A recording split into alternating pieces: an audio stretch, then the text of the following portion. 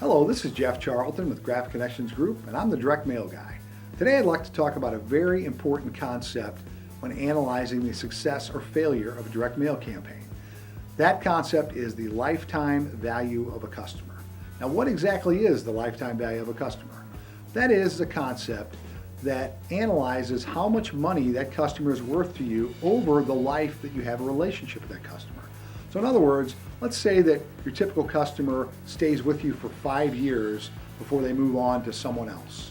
And let's also say that you typically get $1,000 a year out of a typical customer. So if a typical customer spends $1,000 a year with you and they typically last for 5 years before they go somewhere else, the lifetime value of that customer is 5 years times $1,000, which is $5,000. Now that's important because when you're analyzing a direct mail campaign, you need to know what's it going to be worth to you both short-term and long-term if a person responds and ultimately purchases your product as a result of that direct mail campaign.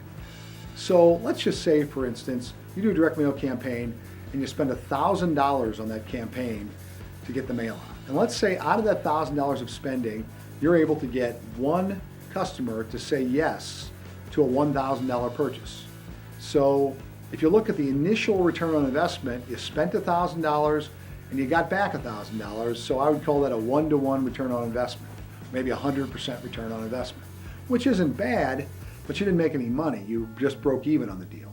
However, let's say the lifetime value of that customer is $5,000, like we talked about earlier.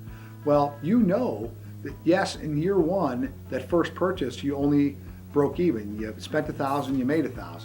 However, in years 2, 3, 4, and 5, you're going to bring in another $1,000, but you're not going to spend any money on marketing for years 2, 3, 4, and 5 because you've already spent it initially to acquire that customer.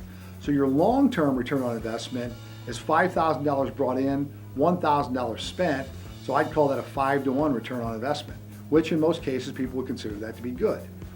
So lifetime value is very important. It's important for two reasons. Number one, just to understand what impact you're getting on your mailings. But number two, you need to know how much money you're willing to spend to acquire that customer. Let's just say in the same example, since you know you're going to make $5,000 long term, you're willing to actually lose money on the initial campaign. Let's just say you're willing to spend $2,000 to acquire that customer, knowing that you're only going to get $1,000 back the first year, but in years 2 through 5, you're going to get another $4,000. So ultimately, long term, you're still going to come out ahead. So what numbers you use is up to you and your business.